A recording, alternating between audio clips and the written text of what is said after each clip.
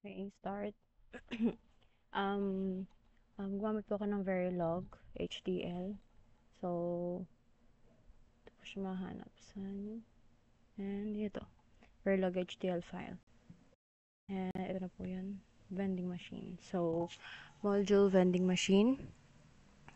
Ito po ang mga kailangan. So, first is itong clock signal. So, syempre, ito yung magiging signal sa bawat ito po. Yan, sa mga coin.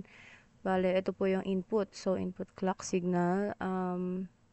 So, input reset. So, ito po yung reset. So, yung reset is input to clear the state. So, ito naman pong input 5.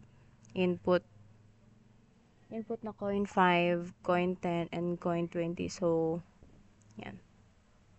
Yan po pinakakailangan yan, syempre, para sa vending machine. Output is itong ito po is for 7 segment display para sa current total ng coin sa vending machine.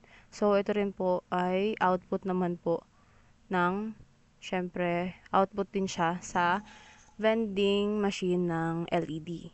So, ito yung nag-activate kung pwedeng magamit yung vending machine once na nag-put ka ng coin, if mag-activate siya or hindi. So, ito yun. So, papaliwanag na lang po natin kung paano sila gumagana. So, itong first is ito. So, ito yung 8-bit register para mag-store ng total value, kung saan yung total value niya, ang maximum is 255. And then, ito naman pong parameter required amount. So, ang required amount po ay, syempre, 50. Yung pinaka-ano po, 50 pesos po yan. So, itong always at coin total. Begin case coin total. Yan. Ito po yung 7 segment display. Decoder for showing the coin total. So, ito po yun. Binary po siya eh. Kumbaga, kapag, syempre, pag 0, syempre, hindi pwede magamit. So, 1, pwede. Kumbaga sa on and off siya. So, yan. And then, ito pong default segment. So, ito yung nag-turn off para, nag-turn off po to kung invalid yung case. Yung cases na gagamitin. Yan po. Bale, 0000. Kumbaga, syempre, hindi pwede magamit kasi nga 0. Off siya, off. So, next po is itong always at block 4.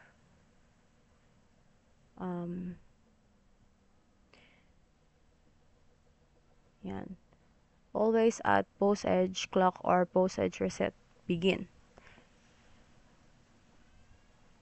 Ito po yung nagba-block para sa vending machine. Yung vending machine state and coin insertion. Siya po yung nag-block para malaman kung ito ba ay aari or hindi. So, ito po ang coin total. Syempre, ito pong coin total less than or equal 8.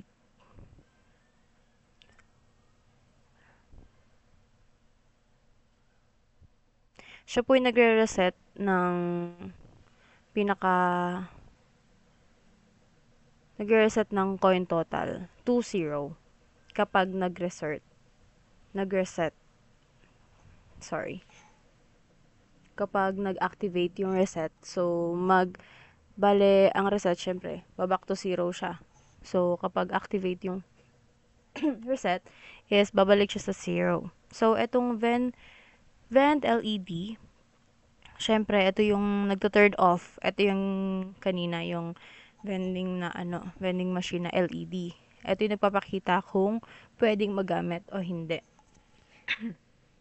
Turn off nagto-turn off siya yung LED kapag hindi pwede gamitin. Pag hindi are yung pinaka coin na ginamit. And ayun. So, syempre, ito po yung nag-accumulate ng mga coins base sa signal na nag-activate. Kumbaga, kapag 5 ang ginamit, so ito. So, kung 10, ito naman. Kung 20 is ito po. And then, ito naman, syempre, yung mag-check ng total amount na na-reach na ng vending machine. Kailangan syempre required yung makuha nito. Itong vend LED, syempre 1 bit. Nag-activate siya sa LED kasi 1 siya. So, pwede siya gumamit. Bale, pag umilaw, pwede. Pag hindi, off yung LED, so hindi pwede. So, ito naman po ang coin total. Coin total less than or equal coin total minus required amount. So, ito yung nagsosubtract or nagbabawas, syempre, ng required amount. Next is, etong else begin when LED. Ito nagkikip sa vend na off if yung coin na binigay ng customer or yung nag-insert ng coin is yung mismong coin na in-insert niya is not enough. Kumbaga, 5 ang required or 10 or 20 pero wala siyang nakuha dito. Kumbaga sa signal walang nakuha. So, ang mangyayari, off pa rin yung vending LED. So, hindi siya magagamit. Kahit maghulog siya, hindi niya magagamit yung perang ginamit niya doon sa vending machine kasi kulang.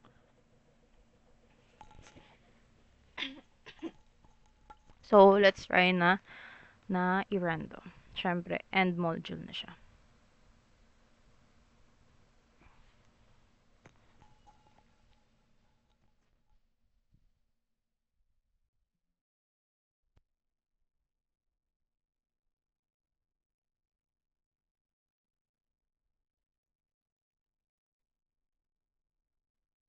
Okay?